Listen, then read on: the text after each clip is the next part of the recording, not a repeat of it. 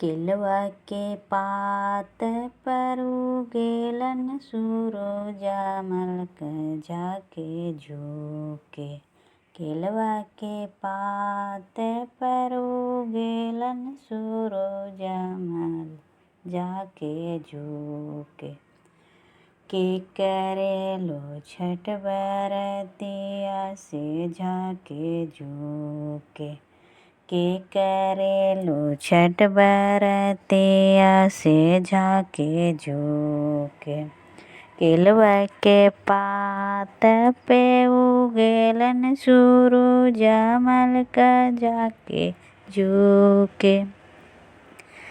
के करेलो छठ बरतिया के उनके लाग।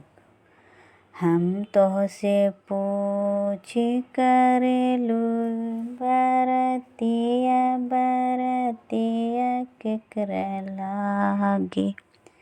हम तोहसे पूछू बरतिया बरतिया केकरा लागे।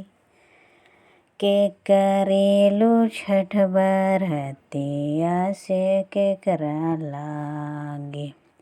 के करेलू छठ बरतिया से केकरा लागे। हमरो जे बेटावा तोहन अइसन बेटावा से उनके लागे। हमरो जे बेटावा तोहन अइसन बेटावा से उनके लागे। के करेलू छठ बरतिया से उनके लागे। के करेलू छठ बरतिया से उनके लागे। अमरुदिया के पात पर जो उगेलन सूरजा मलक जाके झुके। अमरुदिया के पात पर जो उगेलन सूरजा मलक जाके झुके। के करेलू छठ बरतिया से जाके झुके। के करेलू छठ बरतिया से जाके झुके।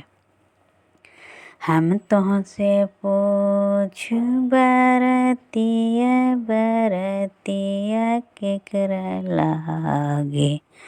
हम तोहसे पूछू बरतिया बरतिया केकरा लागे।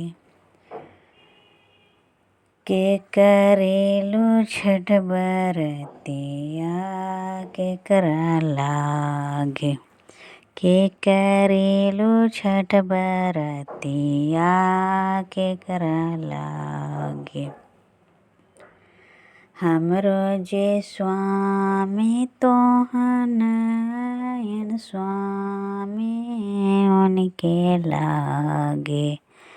हमरो जे स्वामी तोहन अइसन स्वामी में उनके लागे। के करेलू छठ बरतिया उनके लाग। के करेलू छठ बरतिया उनके लागे।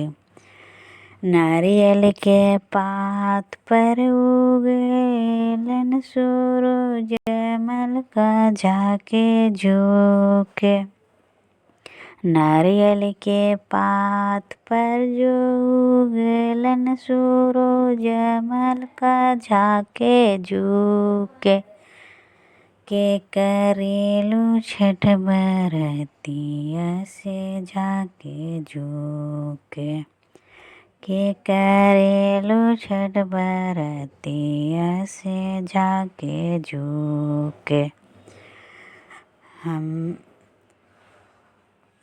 हम तोहसे पूछेला बरतिया बरतिया से केकरा लागे।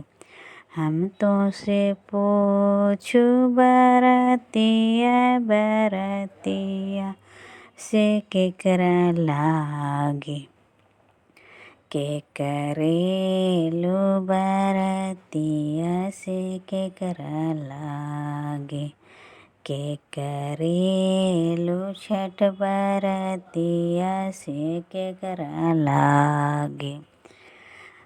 हमरो जे बेटे या तोहन जैसे बेटिया उनके लागे।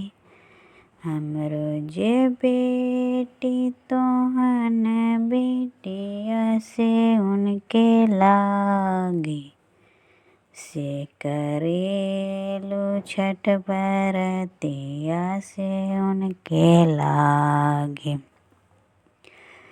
से करेलू छठ बरतिया से उनके लागे। केलवा के पाते पे उगेलन सूरज मल का जाके झुके